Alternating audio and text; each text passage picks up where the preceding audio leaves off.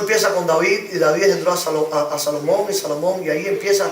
¿Por qué Mateo se tomó el trabajo de trazar la genealogía de Jesús?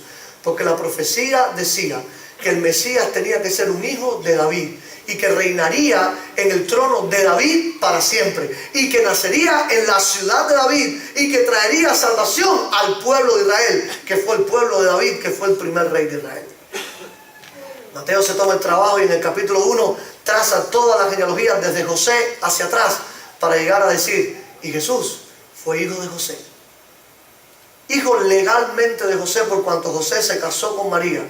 Cuando el ángel le dice, no temas en tomar a María como tu esposa, ve y tómala, aunque esté embarazada, porque lo que en ella hay engendrado del Espíritu Santo es.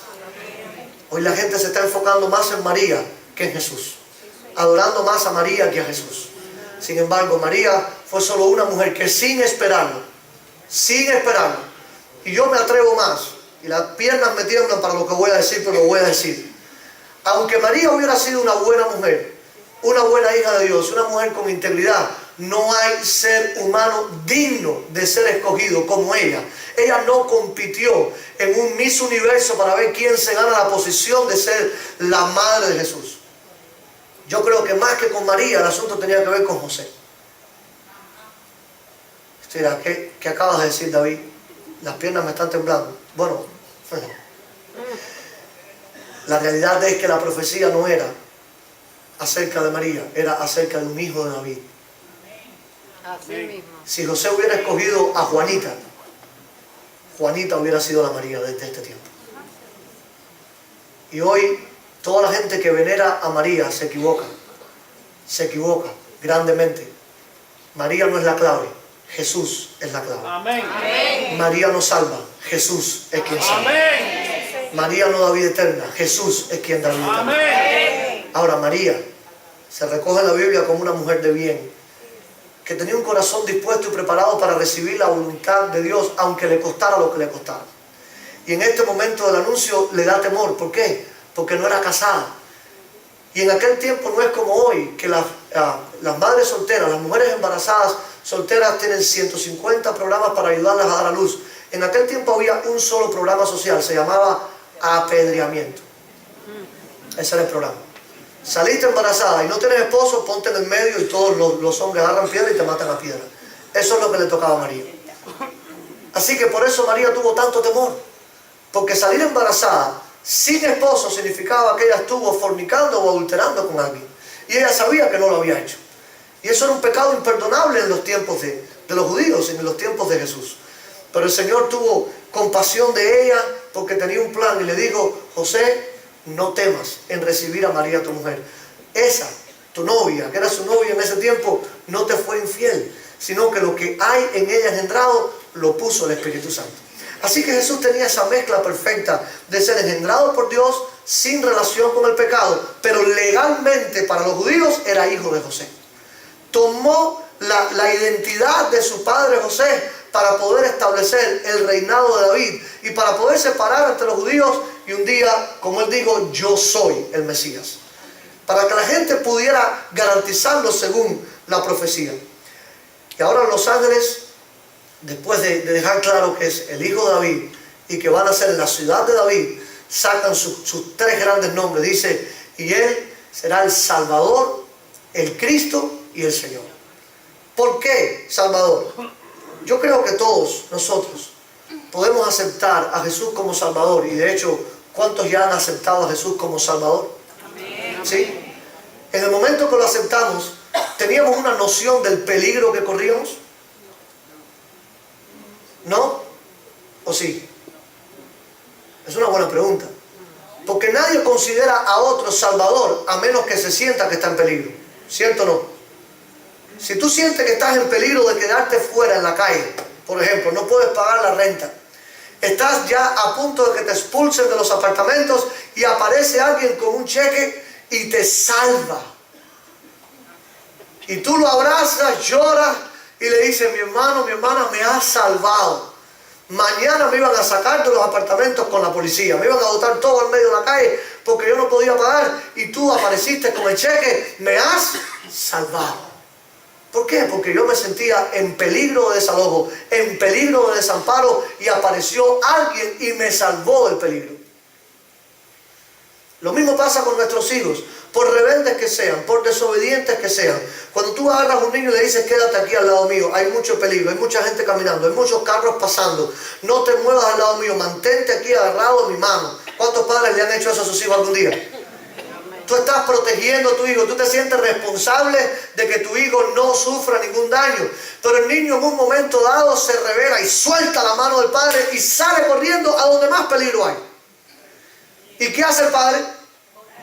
No, el padre se queda tranquilo, no, ya yo le advertí, ya yo le enseñé. En el manual que yo le puse en la cuna decía, no corras lejos de tu padre porque estás en peligro. Así que yo me voy a quedar tranquilo, y cuando él corra hacia los tigres, se lo coman y lo maten, o cuando él corra hacia los carros y lo aplasten, él va a aprender a hacerme caso a mí. ¿Cuántos padres actúan así? Y nosotros somos, según la Biblia, si nosotros siendo malos, cada vez que nos compara con el Padre Celestial, dice que nosotros siendo malos sabemos dar cosas buenas a nuestros hijos. ¿Cuánto más nuestro Padre Celestial no se quedó en el cielo de brazos cruzados cuando los hijos de Él se rebelaron contra Él, hicieron todo lo que Él dijo que no hicieran? El Padre salió y mandó a su Hijo Jesús para salvarlo de sus pecados, porque si Jesús no viene, estuviéramos todos perdidos en el infierno. No habría esperanza ninguna, pero Él decidió salvarnos. Después que nos salvó, nos aló las orejas. Después que nos salvó, nos corrigió. Después que nos salvó, nos dijo, no te rebeles más contra mí, porque cada vez que te rebelas contra mí, corres peligro. Pero si quieres estar en un safe zone, si tú quieres estar a salvo conmigo, necesitas estar agarrado de mi mano. Yo soy tu Salvador. Estando conmigo no tienes temor de malas noticias. Estando conmigo es como ese salmo lindo, tan lindo que dice que el que habita al abrigo del Altísimo mora bajo las alas del Omnipotente, bajo la sombra del Omnipotente. Pero si uno quiere salir y dice, no, Dios está bien el domingo, pero de lunes a sábado yo hago lo mío. Es como el niño, pero el Señor ya mandó a Jesús a salvarnos. Estaba tratando de predicarle esto en una comunidad indígena en estos días, porque ellos, no todos han entendido el Evangelio bien. Y con este grupo que estaba haciendo muy duro, y decía, Dios no puede amar a esa persona porque golpeó a la esposa. Y el otro dice, por eso yo no vengo a la iglesia, porque fulano que viene a la iglesia tiene 2 esposas. Y yo no vengo a la iglesia porque aquel también se robó el dinero de la escuela. Y era un rollo en aquella comunidad, todos peleando entre ellos, decían cosas del líder de la iglesia, decían cosas del jefe de la aldea. Y en un momento dado me puse en pie ya encolerizado, bien encolerizado, porque ya llevamos 2 horas en aquel asunto, y le hablé fuertemente a la comunidad y les dije, ya ustedes todos fueron salvos por Cristo. Y todo el mundo dijo, sí. Toda esa gente aceptó a Cristo ya algún día.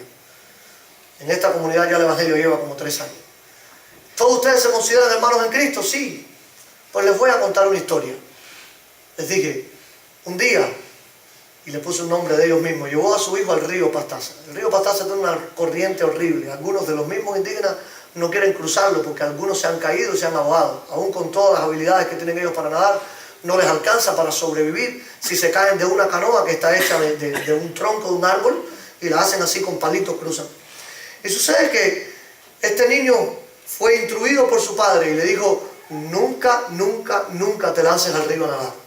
Nada en el río Huachinsa, nada en el río Chanco, en el Chancuapi, pero no te vayas a tirar nunca en el Pastaza. Si te tiras al Pastaza te mueres. Pero el niño creía que era un gran nadador, y aun cuando el padre estaba en la canoa con él, en un momento que el padre se descuida, el niño se lanza al agua y quiere nadar y se está ahogando. ¿Y qué usted cree que hace el padre? Lo mismo que nosotros hacemos.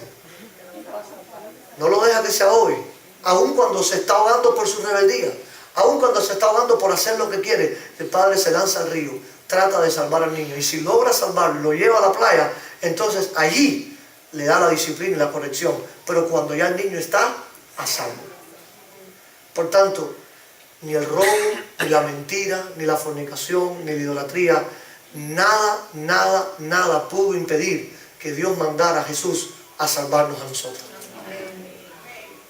Yo quiero que usted aprecie esto. Me estoy demorando en este punto porque es importante que usted salga de aquí y diga, yo soy salvo.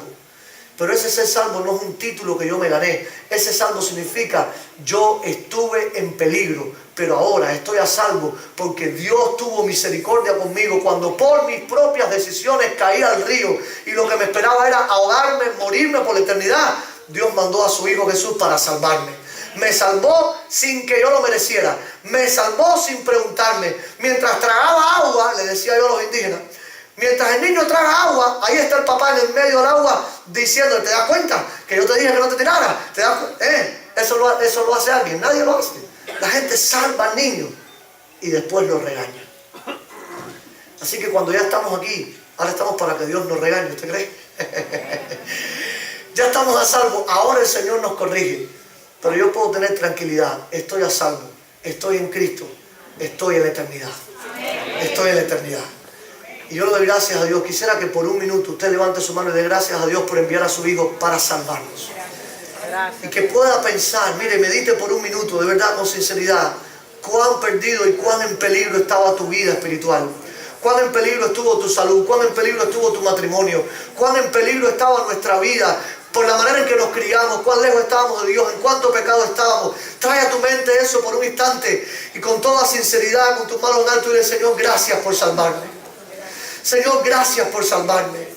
Señor, gracias por enviar a tu Hijo Jesús a la tierra y Él es el Salvador. Él me libró del peligro y me libró del mal y me dio vida eterna, me dio seguridad y ahora me está enseñando para que yo no esté más en peligro, para que yo camine la salvación, para que yo disfrute de ser salvo y para que nunca más esté en peligro. Te doy gracias, Señor. Te doy muchas gracias, Dios. Amén, amén, amén. Gloria a Dios. Jesús es Salvador.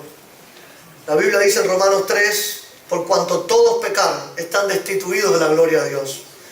Y Juan 3:16, que todos conocen, dice que de tal manera amó Dios al mundo, que dio a su Hijo unigénito para que todo aquel que en Él cree no se pierda. Hay peligro de que se pierda, pero Jesús